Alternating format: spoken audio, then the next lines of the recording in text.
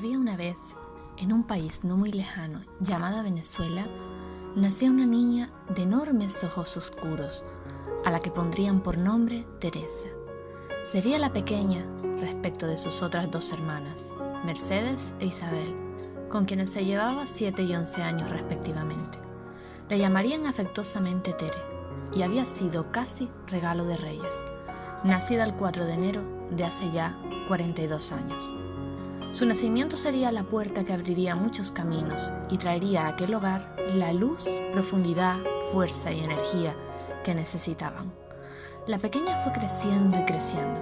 Era una niña soñadora, con mucha imaginación, con un corazón de oro, sensible, empática, responsable, muy estudiosa, sacrificada, entregada, exigente consigo misma, madura y con mucha imaginación. Así que su imaginación y sus sueños eran un motor muy potente para ella, porque confiaba en la magia de la grandeza de aquellos sentimientos tan profundos que sentía, tanto de alegría como de tristeza, de amor, y por eso sabía y confiaba intensamente en que sus sueños se podrían hacer realidad. Tere no frecuentaba mucho los parques, tan solo iba los domingos por la mañana a aquel parque, el Parque de la Castellana, y cuando iba, era la niña más feliz de aquel país soñador. Iba con sus padres y sus 2 hermanas, además de su abuela paterna. Sus juegos favoritos consistían en plantar monedas, esperando que creciera una mata, como allí le decían, o sea, una planta de dinero que les hiciera ricos y permitiera vivir más desahogados. El resto de los días permanecía en casa o iba al trabajo de sus padres. Si iba al trabajo, allí le gustaba jugar con los bolígrafos, con los lápices, haciendo que hablaban entre ellos, o daba vueltas con su bicicleta en el pequeño espacio que había allí, en aquel local. Cuando se acercaba a alguien a la puerta de la tapicería de sus padres y no era de su agrado, antes se apresuraba e iba corriendo y se metía debajo del mostrador que impedía la entrada a ese local, y de esa manera no podían verla. Especialmente si se trataban de aquellas personas que siempre hacían comentarios de su cabello, puesto que tenía unos rizos, tirabuzones dorados y le decían que parecía ricitos de oro, algo que nada le gustaba, porque ella soñaba con ser princesa, nada que ver con aquel otro cuento de ricitos de oro. Los días que se quedaba en casa jugaba mucho con su amiga imaginaria, a quien le había puesto por nombre Marielita. Abría todas las tumbonas de la playa en el salón y colocaba a cada uno de sus muñecos en una de ellas y preparaban comiditas para celebrar una fiesta. También se hacía zapatos de cartulina y goma espuma que traía de la tapicería de su padre, o si no, vaciaba los muebles de la cocina jugando a que era cajera y estaba en el supermercado. Soñaba que cuando creciera se presentarían los concursos de Miss Venezuela, luego Miss Mundo, luego Miss Universo, y además sería maestra y política, porque aquel país había que arreglarlo de alguna forma. Asistía a un colegio privado de monjas, el Colegio Sagrado Corazón de Jesús, donde cada día, antes de entrar al aula, se formaban filas en aquel enorme patio y cantaban el himno nacional de Venezuela, Gloria al bravo pueblo. Y se rezaba la oración del colegio. Le encantaba estudiar. De hecho, tras los resultados de las pruebas que le hicieron antes de entrar en aquel colegio, los maestros que vieron los resultados de los mismos sugirieron a sus padres ponerla en un curso superior, pero sus padres no aceptaron. Quisieron que entrara en preparatoria. Comenzó aquel curso y allí vivió su primera experiencia de empatía dolorosa, ya que en su clase había una niña, Judy, de la que todos se burlaban porque llevaba para la merienda compotas. Ella se sentía fatal, su sufrimiento era terrible y quería gritarles que ella también comía compotas, pero no tuvo valor para hacerlo. Y eso la hacía sentir aún mucho peor por no poderla ayudar. Para aquel entonces Teresa era muy tímida y harían falta muchos años para despertar en ella la guerrera en la que se convertiría, con una voz que ya nadie podría callar. La pequeña escribía además un diario, donde cada día plasmaba las emociones vividas y todas las experiencias ocurridas, sus reflexiones, objetivos, sueños a alcanzar, deseo de tener un hermanito, etcétera, etcétera. Un día su abuela enfermó y ya no pudo ir a verla más a aquella casa. Eso le generó una tristeza muy profunda. Su abuela era una persona muy religiosa y creyente, con la que cada domingo antes de ir al parque iban a misa, siempre a una iglesia diferente, y luego iban al Parque de la Castellana a jugar y a tomarse un agua de coco. ya eso no pudo volver a ocurrir más. Guardó su tristeza en aquel enorme corazón y cada tarde se reunía con su madre y su hermana para rezar el rosario, puesto que la religión en Latinoamérica se vive con mucho fervor. El tiempo iba pasando hasta que en un momento inesperado su padre entró en casa llorando un día y dijo con voz entrecortada: «Mi madre ha muerto». Tere miró a su padre con mucho dolor. Estaba destrozado y en ese momento sintió unas ganas terribles de llorar, algo que no era difícil en ella, porque tenía siempre las lágrimas a flor de piel. Sin embargo, en aquella ocasión pensó: se trata de la madre de mi padre, a él le tiene que doler más que a mí, y si yo también lloro, se sentirá aún peor. No tengo derecho a causarle más daño del que ya está viviendo. Así que contuvo sus lágrimas y abrazó a su padre. Después de la pérdida de su abuela, empezó a sentir emociones profundas y a la vez extrañas, conexiones más intensas con la naturaleza, como sentía y percibía el cantar de los pájaros, las lluvias torrenciales que hubieron, los movimientos sísmicos o pequeños terremotos, entre otros fenómenos atmosféricos. Mientras ella iba percibiendo en sí misma y descubriendo todo cuanto le ocurría, más iba reflexionando sobre ello, más información procesaba, más intenso lo vivía todo y más sentía venir los cambios a los que tanto miedo tenía. La situación política por aquel entonces empeoró muchísimo y sus padres decidieron abandonar el país, de manera que dejó de ir al colegio y aquello causó un profundo dolor e impacto en ella, para quien estudiar era tan importante. Tuvo que despedirse de todos sus amigos y amigas, del niño del que estaba enamorado, Eduardo, con quien finalmente pudo bailar en el último acto del colegio porque la niña que tenía que hacerlo con él se había enfermado. Tocaba otra despedida, ya no solo de su abuela fallecida, sino de su colegio, de sus maestros, de sus amigos, de sus tradiciones, de sus costumbres, de su gente, de su casa, de su vida, de su país. Pero pasó un año desde que sus padres empezaron a gestionar aquellos trámites y aún seguían en Venezuela.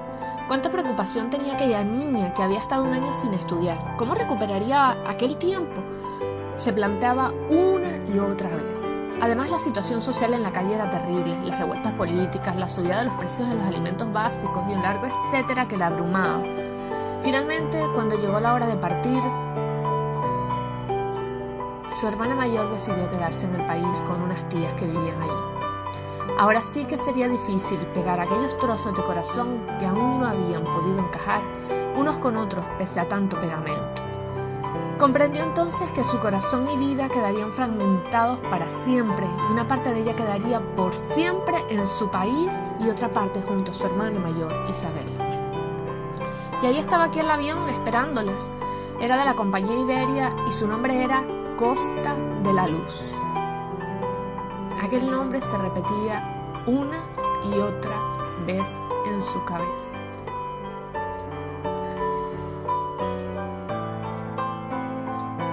Le esperaba un largo viaje de 9 horas, que partía de Caracas con escala en Tenerife, luego a Madrid y finalmente al aeropuerto de Santiago de Compostela, para desde allí ir en coche a La Coruña, ciudad natal de su madre. Allí vivió durante un año. Fue duro adaptarse, muy duro en todos los sentidos. En el curso que le correspondió tras la convalidación de estudios, todos los niños eran más inmaduros que ella, y con menos conocimiento.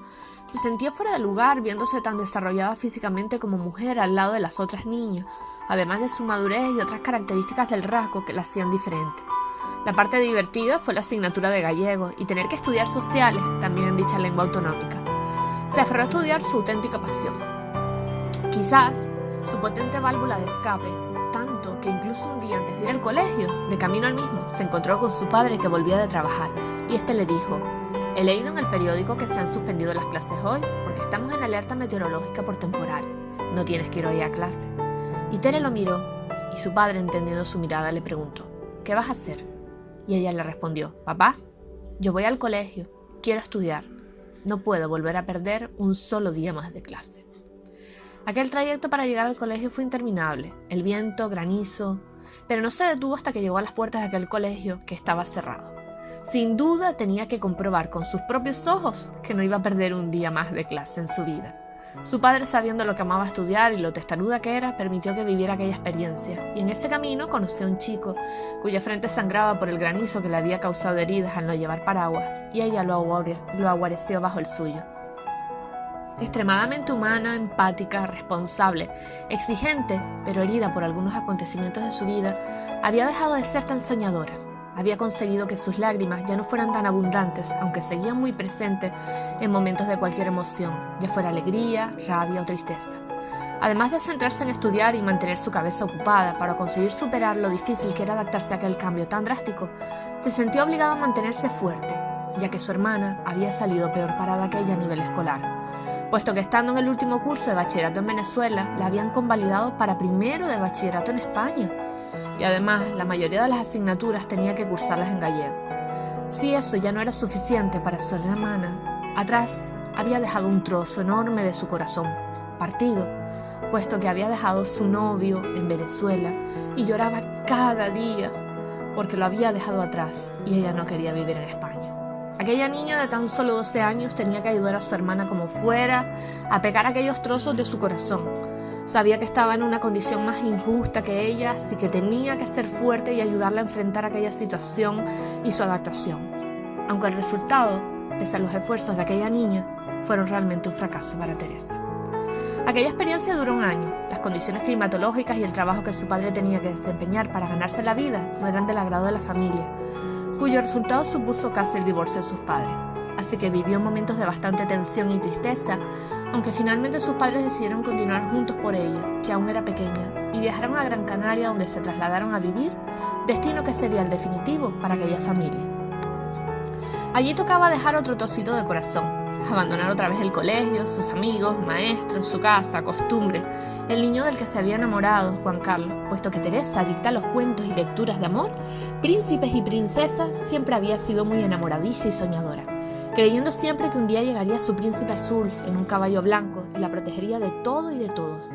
Esperaba ansiosa que cuando llegase ese día ya nunca más volvería a sentir aquella intensidad de sufrimiento, al menos los negativos, sino ese amor tan profundo como el que ella era capaz de sentir. Y gracias a la protección de aquel supuesto príncipe con el que soñaba, sería feliz. Con los años a aquella niña le resultó bastante duro aceptar y comprender que aquel sueño no se podía hacer realidad, y que ningún príncipe podría dar cumplimiento a ese deseo.